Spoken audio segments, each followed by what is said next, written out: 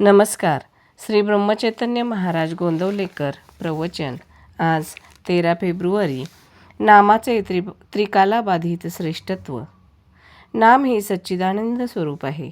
शुद्ध परमात्म स्वरूपाच्या अगदी जवळ कुणी असेल तर ते फक्त नामच होय. नाम हे चिन्मय असल्यामुळे त्याचा आनंद ओसंडून येतो आणि ही सृष्टी तयार होते. अनेक रूपे घडविणे, ती मोडणे आणि नवीन तयार करणे, पण आपण मात्र स्वतः मूळ स्वरूपाने राहणे ही केवढी विलक्षण लीला आहे. खरोखर तुम्हाला मी काय सांगू? बोलायला शिकल्यापासून आजपर्यंत मी नामाबद्दलच बोलत आहे. अजून नामाचे महात्म्य संपत नाही. नामाचे महात्म्य सांगून संपले तर भगवंताचे भगवंतपण लटके झाले असे समजावे. जो नामात मीपणाने नाहीसा झाला त्यालाच नामाच्या महात्म्याची कल्पना आली.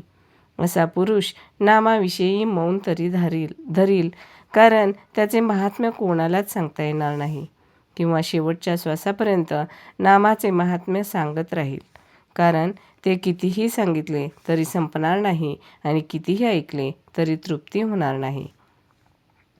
नामाने सर्व पापे नाहीशी होतात. भगवंताला विसरणे हे सर्वात मोठे पाप आहे. नामाने भगवंताचे स्मरण होते. नाम हे वेदांपेक्षाही श्रेष्ठ आहे. कसे ते पहा. वेदाध्ययनापासून फायदा होण्यासाठी 4 वेदांचा अभ्यास करणे जरूर आहे. त्यासाठी पुष्कळ वेळ आणि श्रम लागतात. नामाला श्रम नाहीत.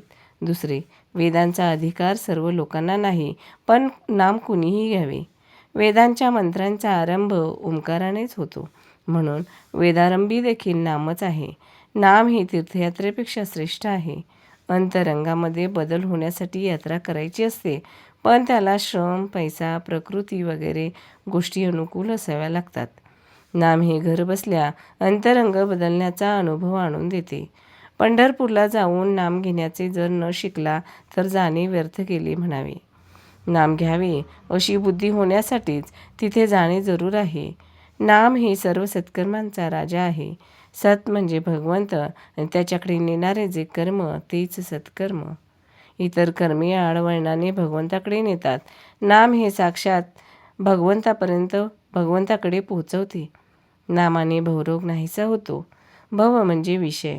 विषयांची आसक्ती असणे हा सर्व रोगांचा पाया आहे. नाम घेतल्याने भगवंताकडे प्रेम लागते आणि इतर ठिकाणची आसक्ती सुटते. नामाने सर्व दुःखे नाहीशी होतात, कारण या दुःखाचे मूळ विषयाच्या आसक्तीमध्ये आहे आणि नामाने ती आपोआप सुटते. म्हणून दुःख नाहीसे होते. शिवाय भगवंत हा आनंदरूप असल्याने त्याला नामाने घट्ट धरला की दुःख त्या ठिकाणी कसे राहू शकेल? प्रत्येक मनुष्याने भगवंताचे नाम घ्यावे, त्याचे ध्यान करावे, त्याच्या स्मरणात राहावे आणि आपल्या जन्माचे सार्थक करून घ्यावे. धन्यवाद.